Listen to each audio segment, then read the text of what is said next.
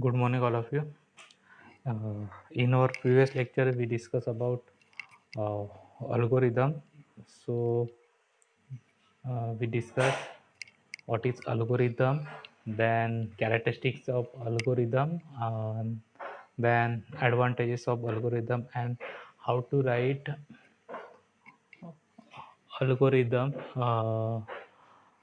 And we take one example, addition of two numbers, and how to write steps to find addition of two numbers. Then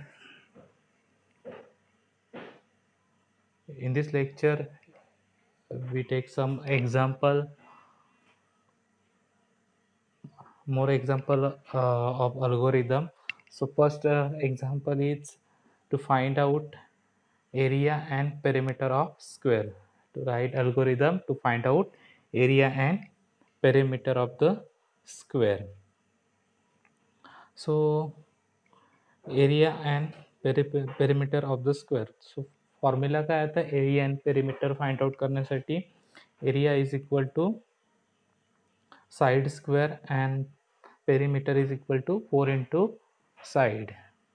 so आपल्याला आता required काय येतं input अल्गोरिदममध्ये काय आपल्याला first steps काय follow करावे लागते इनपुट जे काय असेल ते इनपुट फर्स्ट आधी रिक्वायर्ड इनपुट घ्यावं लागतं. त्याच्यानंतर जे काही इनपुट असेल ते त्याचे व्हेरिएबल डिक्लेअर करावे लागतात. त्याच्यानंतर त्याचं ऑपरेशन परफॉर्म करावं लागतं अँड फायनल रिझल्ट काय करावा लागतो डिस्प्ले करावा लागतो. सो फर्स्ट आपल्याला स्टेप फॉलो काय करावे लागेल इनपुट काय असेल ते फाइंड आउट करायचं. सो इनपुट काय आता रिक्वायर्ड आहे फॉर्म्युला काय area is equal to side square and perimeter is equal to 4 into side. So required काय साइड. सो इनपुट काय ओनली वन इनपुट रिक्वायर्ड आहे साइड. सो स्टार्ट करूया आपण algorithm. First step is start, second step is input side length of square. काय input घ्यायचं आहे side length of square which is say as L. त्याला variable काय declare केलं आहे L. Then third step is find out काय करायचं आपल्याला area. Area of square formula काय side square. So side multiply by side दोन वेळा काय करायचं मल्टिप्लाय करायचं साइड. आता साइडसाठी आपण काय घेतलं variable L. So area is equal to L into L म्हणजे काय घेतलं एक एरिया व्हेरिएबल घेतलं आहे अँड एरिया व्हेरिएबलमध्ये स्टोअर केलं काय एल इंटू एल म्हणजे साईडची जो काय स्क्वेअर आहे साईड इंटू साईड जो काय रिझल्ट आहे तो कशामध्ये स्टोअर केला एरिया व्हेरिएबलमध्ये. Then step 4 is find out काय करायचं आपल्याला अजून पेरिमीटर ऑफ स्क्वेअर. सो पेरिमीटरसाठी फॉर्म्युला काय 4 इंटू साईड. सो साईडसाठी आपण काय घेतलं L. So 4 into L. So perimeter एक व्हेरिएबल घेतलं.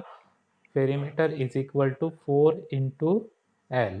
4 मल्टिप्लाय बाय काय केलं एल मीन साईड लेंथ.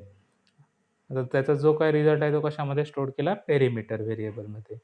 आता स्टेप 5 काय नेक्स्ट स्टेप काय करावं आपल्याला तर रिझल्ट मिळाला एरियामध्ये त्याची एरिया स्टोअर झाली अँड पेरिमीटर व्हेरिएबलमध्ये काय स्टोअर झालं पेरिमीटर. सो आता आपल्याला एरिया आणि पेरिमीटर काय करावं लागेल ॲज अ रिझल्ट प्रिंट करावं लागेल. सो स्टेप 5 काय display area this area and perimeter and final step is stop the algorithm.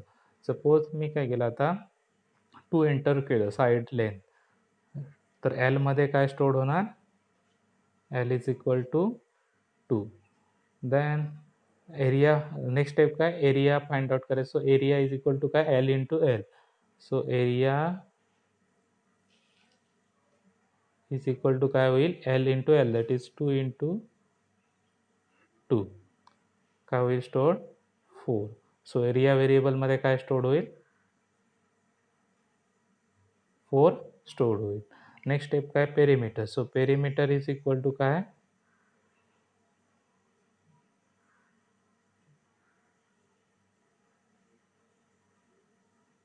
Perimeter is equal to 4 into L म्हणजे एलची व्हॅल्यू काय 2 4 into 2 that is 8.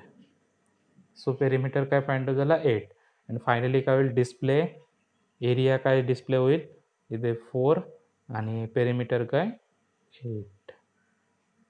2 square 4 and 4 into 2 8. काय display होईल 4 and 8. Final result output काय असेल 4 and 8. Okay, या वेळेने काय होईल एक्झिक्युशन होईल अल्गोरिथमचं, अँड फायनली प्रिंट झाल्यानंतर काय होईल एक्झिक्युशन स्टॉप होईल. Okay, this is the algorithm to find out area and perimeter of square.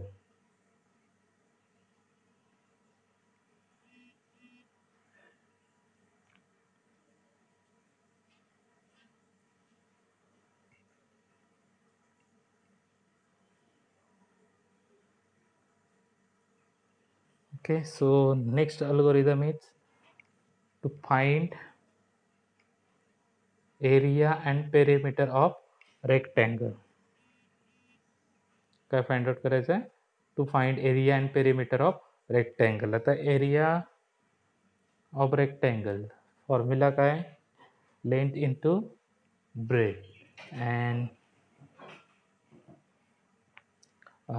Perimeter of रेक्टँगलचा फॉर्म्युला काय 2 into L plus length plus breadth. So आपल्याला रिक्वायर्ड इनपुट काय आहेत 2 आहेत, काय length and breadths.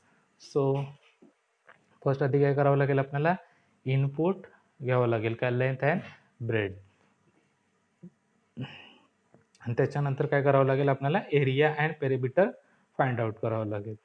So first step काय start, step 1 start, then step 2 input side length and breadth which is says L and B. काय केलं लेंथसाठी L variable घेतलं अँड ब्रेडसाठी B व्हेरिएबल. आता find area of rectangle formula काय length into breadth. So area एक variable घेतलं, area is equal to L into B, that is length into breadth formula, आणि त्याचे जे काय आउटपुट असेल ते कशामध्ये स्टोअर होणार एरिया व्हेरिएबलमध्ये. Then perimeter is equal to 2 into L plus B.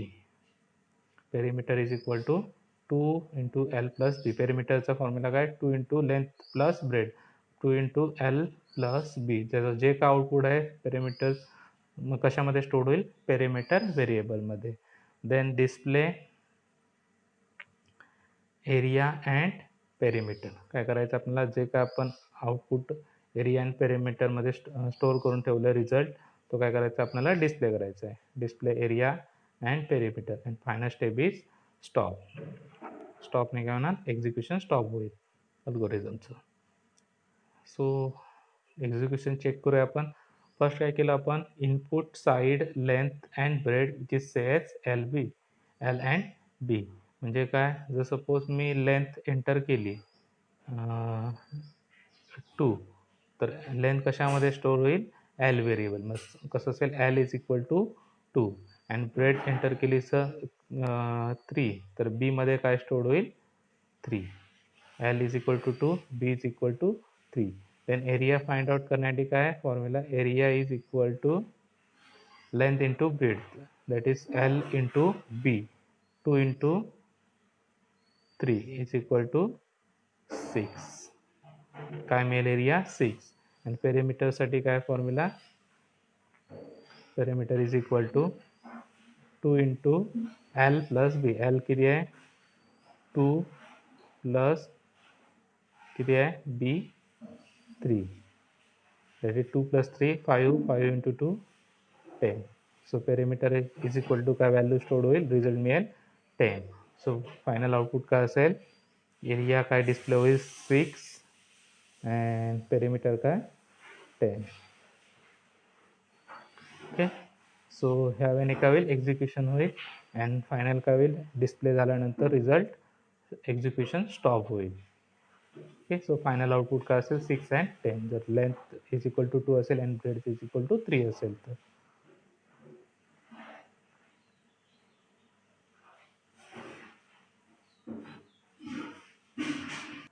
Okay, so next algorithm एक बघूया आपण. Algorithm to find out simple interest. Simple इंटरेस्टसाठी फॉर्म्युला काय P into N into R divided by 100.